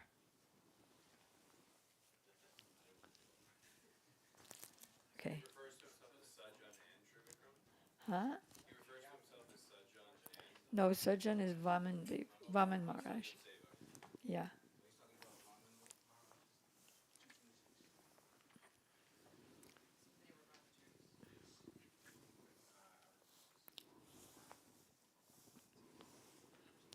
Who's singing? Is Divakar leading?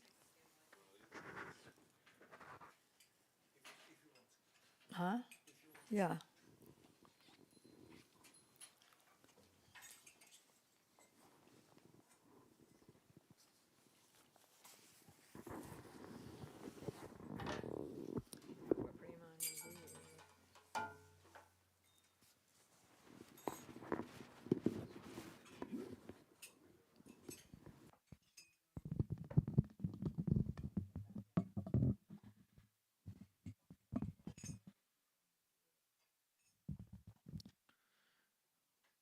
Kiba jayo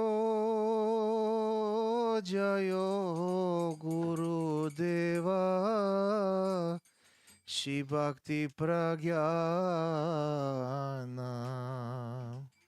Kiba jayo jayo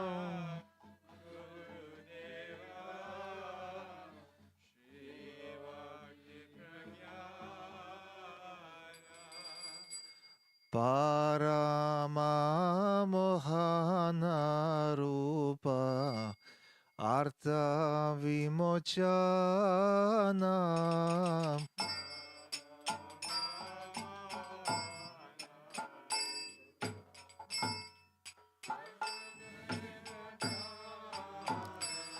Murti Manta Shivedanta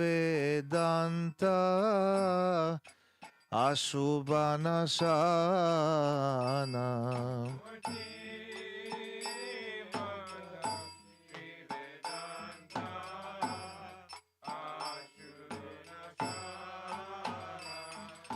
Bhakti Grantha Shivedanta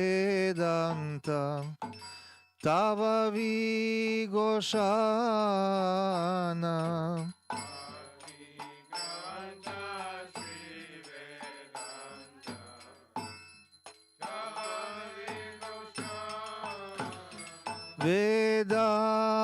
Vedanta Samiti Dipe Shisiddhanta Jyoti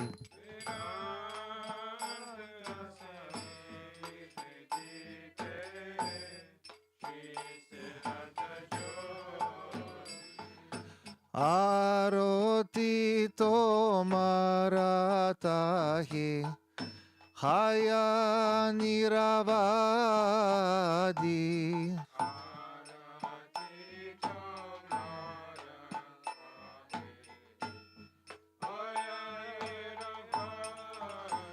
Shivi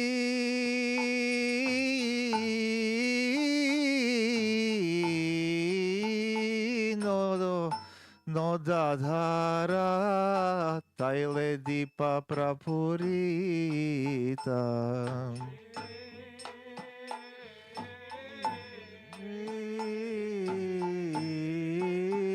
Noda Dara Taile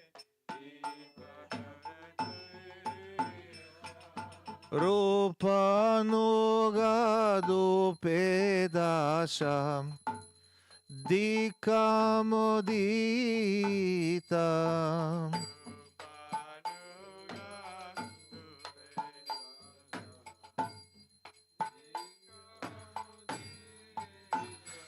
Sarva Shastra Sungambhira Karuna Komala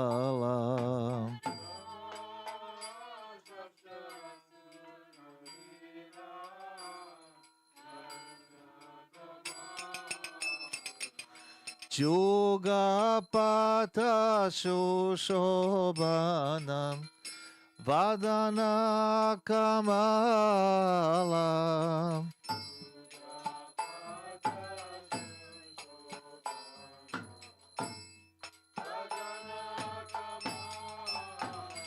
Svana Kanti Vinindita Shianga Shobhana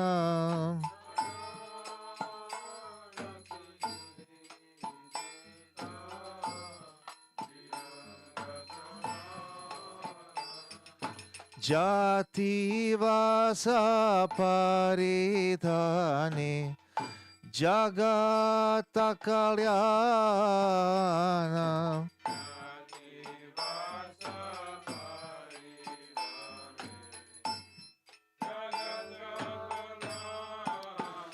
Nana Chade Sajana Chamaradhulaya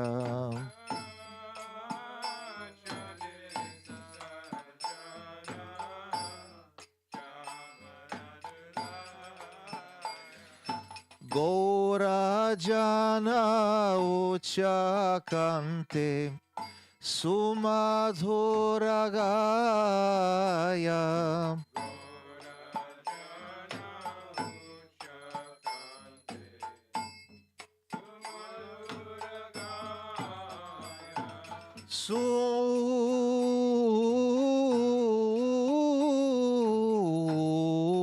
Sumangal Nirajana Kare Bhaktagana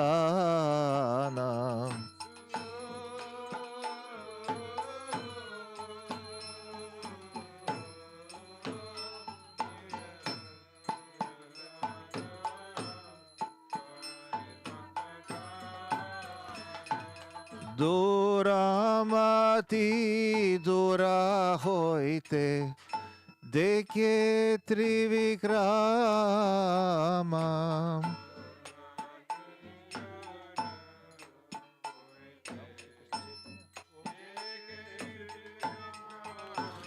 জয় শ্রী কৃষ্ণ চৈতন্য প্রভু নিত্যানন্দ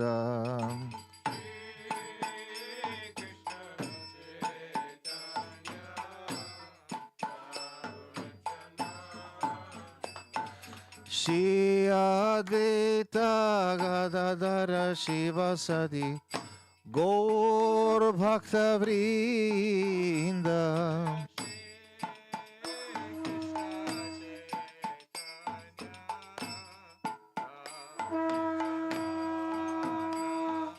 শ্রী অদ্বৈত গদাধর শিবসদি গৌর ভক্তবৃন্দ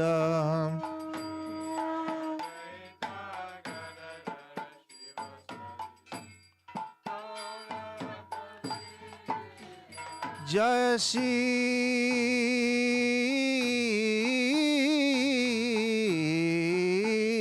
কৃষ্ণ চৈতন্য প্রভু নিত্যানন্দ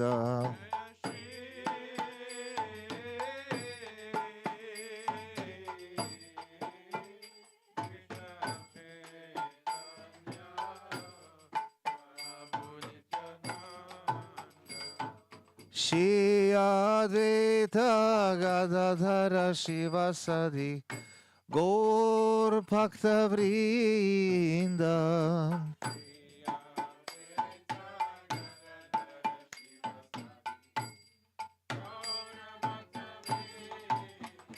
জয় গৌর ভক্তবৃন্দ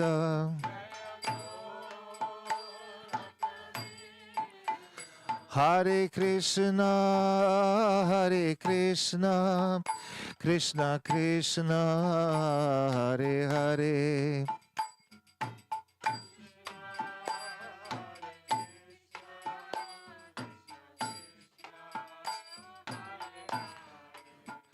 Hare Rama, Hare Rama, Rama Rama, Hare Hare.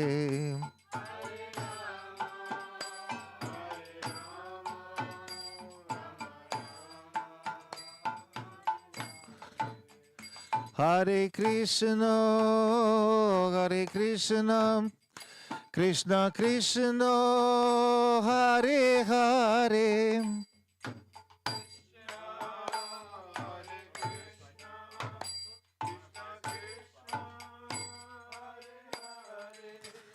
Hare Rama, Hare Rama, Rama Rama, Hare Hare.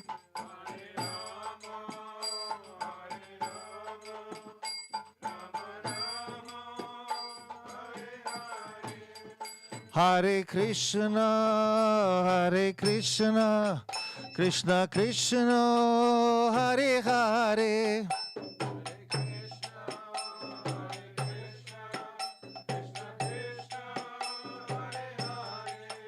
Hare Rama, Hare Rama, Rama Rama, Hare Hare.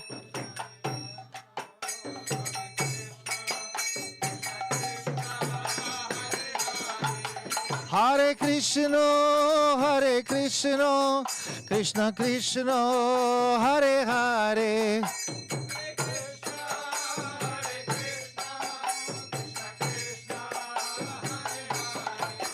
Hare Rama, Hare Rama, Rama Rama, Hare Hare.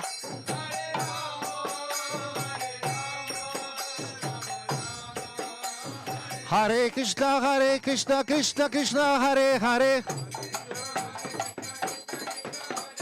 Hare Rama, Rama Rama, Hare Hare. Hare Krishna, Krishna Krishna, Hare Hare. Hare Ram, Ram Ram, Hare Hare. Hare Krishna, Krishna Krishna, Hare Hare, Hare Rama, Rama Rama, Hare Hare.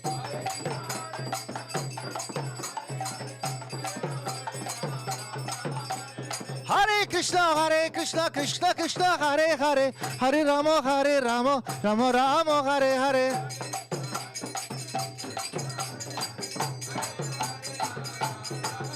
Nitai Gora Haribo, Haribo, Haribo, Nitai Gora Haribo.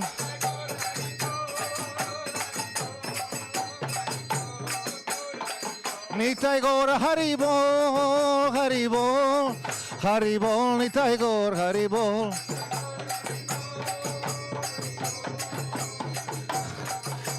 Gor Hari Haribo. Gora Hari Hari Bol, Jaya Shri Nanda Bol, Gor Hari Hari Bol, Jaya Nityananda Bol, Hari Bol, Hari Bol, Jaya Shri Advaita Bol, Hari Bol, Hari Bol, Jaya Shri Gadadhar Bol, Hari Bol, Hari Bol, Nitai Gaur Hari Bol. Haribol, Haribol, Nitai Gaur Haribol.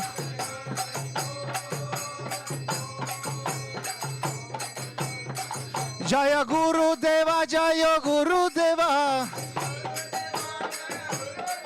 Jaya Guru Deva, Jaya Guru Deva.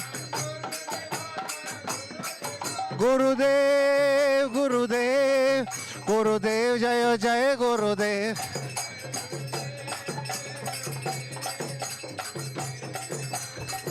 Jaya Jaya Gurudev, Gurudev, Gurudev, Jaya Jaya Gurudev.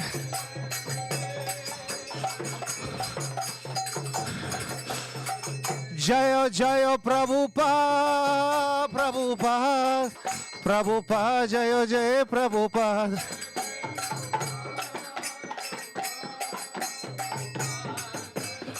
Jaya Jaya Prabhupada, Prabhupada, Prabhupada, Jaya Jaya Prabhupada.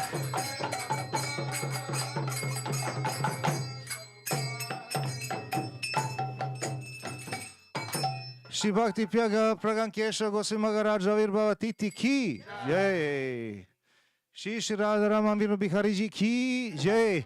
Shri Shri Gonitai ki Jai. Shri Harina Sankirtan Yagya ki Jai. Shri Guru Parampara Guru Varga ki Jai. Srila Gurudev ki Jai. Srila Prabhupada ki Jai. Srila Gurudevi ki Jai. Shri Nitai Gaur Premanande Hari Hari Hari Bo.